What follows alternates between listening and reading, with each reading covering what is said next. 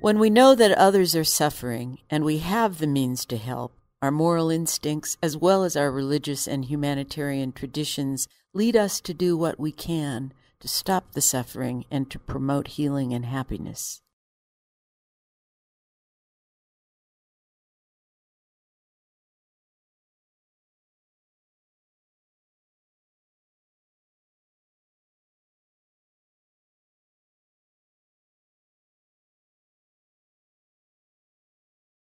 During the Holocaust, the American public expressed pity, but almost nothing was heard from the grassroots level regarding a change in U.S. national policy.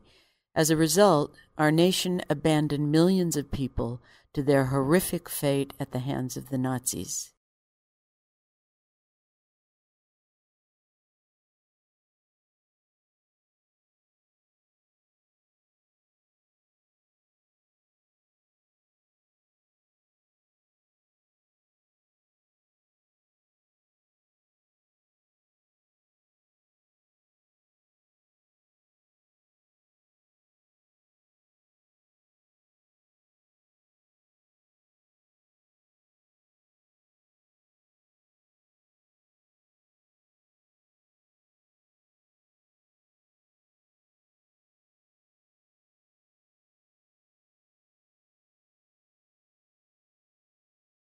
After the Holocaust, the world agreed. Never again. Never again would we fail to act to prevent such atrocities to men, women, and children anywhere in the world. Romeo Dallaire knew he could have stopped the 1994 slaughter in Rwanda. As the United Nations military commander in Rwanda at the time, he said he needed only 5,500 United Nations troops to stop the horrendous violence and nationwide terror. The United States could have made the difference, working with the UN to do exactly what the UN was intended to do, rather than pull UN peacekeepers out, thereby abandoning 800,000 Rwandans and their loved ones to their tragic, brutal deaths, maiming, and unspeakable horror. Dallaire is clear. The genocide could have been prevented if the UN operation had received the modest increase of troops and capabilities he requested. Could we have stopped the killings? Dallaire answers, yes, absolutely. As Dallaire explains, there is no doubt that the United States and France possessed the solution to the Rwandan crisis. Why was there no political will in the United States to take action to stop the killing? Because the American people did not demand it. 800,000 people were brutally murdered in 100 days, while the United States turned a blind eye to the tragedy. Instead of never again, the United States and the international community once again allowed hundreds of thousands of innocent men, women, and children to be terrorized and slaughtered. Once again, the tragedies could have been stopped. Once again, they were allowed to happen by a people who claim a higher morality but betray that claim over and over and over again. It happened during the Holocaust, when the United States government prevented Jews from immigrating to the United States. It happened again when the United States and the international community stood by while 2 million people, including all but 1,000 of 60,000 Buddhist monks in the country, were tortured and killed by the Khmer Rouge in Cambodia. In that instance, George McGovern and William Buckley Jr. were in agreement. McGovern asked, "Do we sit on the sidelines and watch a population slaughtered, or do we marshal military force and put an end to it? One would think the international community would at least condemn the situation and move to stop what appears like genocide." William F. Buckley asked, "Why doesn't Congress authorize the necessary money to finance an international military force to overrun Cambodia?"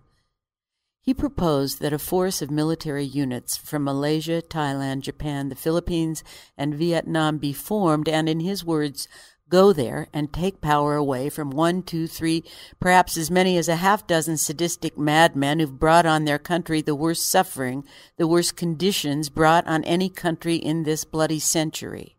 Neither Congress, nor the President, nor the United Nations did anything to stop the mass atrocities. It happened again in Iraq. when Saddam Hussein actually did possess weapons of mass destruction and was using chemical weapons against the Kurds.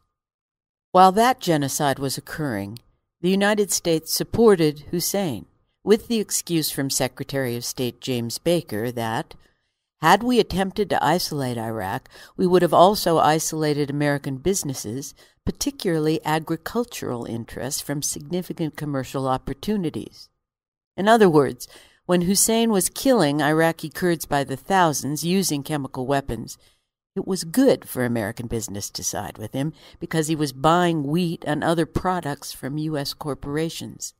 It happened again in Bosnia, where, for several years, neither the United States nor the international community did anything to stop the brutal ethnic cleansing campaign of Serb nationalists. Some 200,000 Bosnians were killed, and more than 2 million were forced to leave their homes. Among the many longtime foreign policy experts who resigned from the State Department in protest of U.S. complacency in the face of mass atrocities in Bosnia was Marshall Harris, the Bosnian desk officer.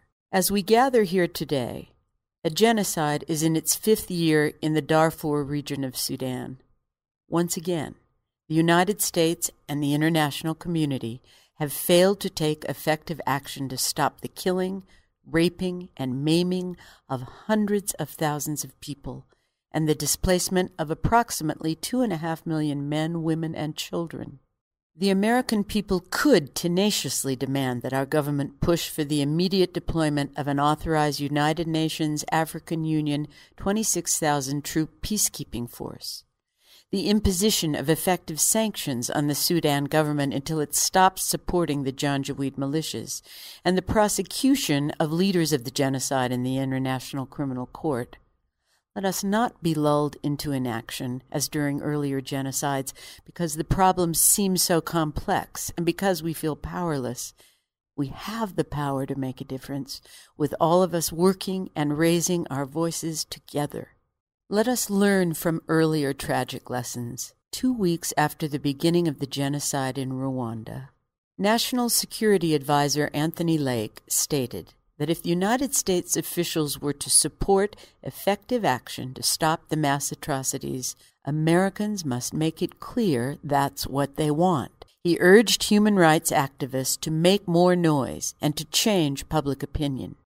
But hardly any noise was made, and the U.S. stood by while the massacres continued. The American public expressed no interest in Rwanda. That failure on the part of the American people led U.S. officials to inaction. Had there been a nationwide organization like the one High Road for Human Rights will build, with thousands of people organized to demand action, the Rwandan genocide could have been stopped. Samantha Power notes that no group or groups in the United States made Clinton administration decision-makers feel or fear that they would pay a political price for doing nothing to save Rwandans. The missing link in achieving effective action to stop the atrocities was a grassroots organizing effort, like the one High Road for Human Rights is working to create. No organization was in place to elicit a public call for support to stop the massacres. Power notes that although Human Rights Watch supplied exemplary intelligence to the U.S. government and lobbied in one-on-one meetings, it lacked the grassroots base from which it might have mobilized the crucial domestic pressure everyone agreed was missing. As Power notes, the phones in congressional offices were not ringing. Senator Paul Simon believed that public pressure could have altered the U.S. response. He said, "If every member of the House and Senate had received 100 letters from people back home saying, 'We have to do something about Rwanda,' then I think the response would have been different." High Road for Human Rights Education Project and High Road for Human Rights Advocacy Project are designed to fill the void in the world of human rights organizations. Our goal is to organize the essential grassroots component, to make sure the phones are ringing and the letters are pouring in. We will raise consciousness about major human rights challenges and provide an organizing mechanism to empower people to help bring about change. We want to make certain that never again do the American people remain silent, thereby permitting government officials to fail to act in the face of mass atrocities. Human rights abuses, in addition to genocide, will also be challenged by High Road for Human Rights and its members. There is so much our nation can do when pushed by people at the grassroots to stop torture, to protect our climate, and to reduce human trafficking around the world. In his excellent book, God's Politics, Jim Wallis writes, "The members of Congress are the ones who walk around town with their fingers held high in the air, having just licked them and put them up to see which way the wind is blowing. Even the ones who want to make a difference will tell you they can't without public backing, and they don't often find it. Many of us believe that by replacing one wet-fingered politician with another, we can change our society. But it never really works, and when it doesn't, we get disillusioned. We then get tempted to just grumble, withdraw, or give up altogether on ever changing anything. But that's where we make our mistake. The great practitioners of real social change understood something very important. They knew that you don't change a society by merely replacing one wet-fingered politician with another. You change a society by changing the wind. That is the responsibility each of us bears. Hearkening to the call of Joe Hill, who said just before he was executed, "Don't mourn, organize." We will provide the means of building a nationwide network of people whose collective voices and actions will change government policies directly addressing human rights abuses. Following the Park City world premiere of The Day My God Died, a documentary about sex slavery in India, a panel discussion was held. During the discussion, it was clear many people in the audience were very disturbed about what they had seen and heard, and motivated to act. By the end of the event, they were frustrated because no course of action was offered to them. High Road for Human Rights will offer that course of action, providing an effective means for people to join together to demand positive change. When Congressman Frank McCloskey learned about the butchery occurring in Bosnia, including what he heard about mass killing, rapes, beatings, and castrations with gardening shears, he fought valiantly to achieve a solution to the genocide. His attempts to persuade his congressional colleagues to join him in demanding action to stop the atrocities were rebuffed repeatedly, with the excuse that the people back home didn't care about Bosnia. McCloskey later recounted that members of Congress responded to his pleas by saying to him, "But that has nothing to do with Decatur, Illinois," or "My constituency isn't interested in that." Imagine now thousands of people organized all over the country to let members of Congress and other government officials know that their constituents do care about stopping massive human rights abuses. Imagine that at every town meeting attended by a member of Congress, a group of High Road members shows up to push for effective action to stop human rights abuses, and it happens all over the country with the same message, never letting up.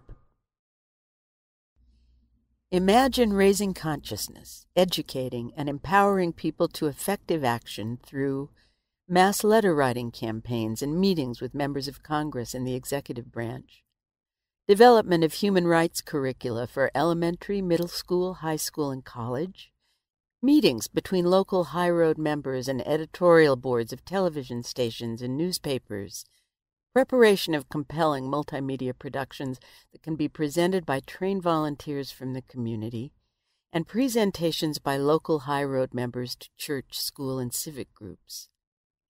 High Road will also work with its members by supplying and training them to participate on radio and television talk shows, present at seminars, college classes, and teach-ins, sponsor candidate forums during political campaigns, and develop websites and blogs to maximize education, advocacy, and grassroots organization through the Internet. No one in Congress or in the White House should ever again be able to say that the people back home don't care. Let us do all we can to assure that mass atrocities are never again condoned because of perception of public apathy in the United States, and to do all we can, consistent with our moral values, to express our concern, compassion, an insistence on constructive action in the clearest, most powerful possible terms. Together, through High Road for Human Rights, we can change the wind. We can increase awareness about preventable suffering and work together through focused organizing to effectively push for change that will bring about a safer, kinder, more just world.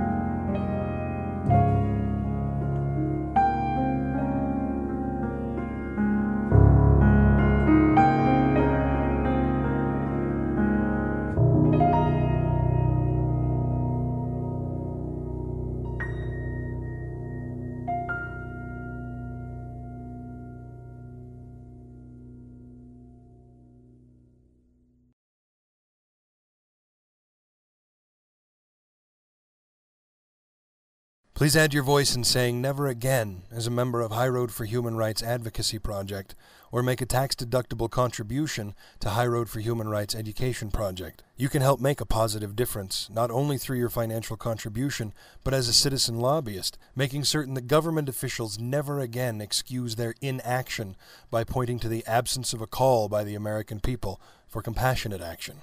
Please click here to become a member of High Road for Human Rights Advocacy Project, or here to make a tax-deductible contribution to High Road for Human Rights Education Project. Help build a better, safer, more compassionate world.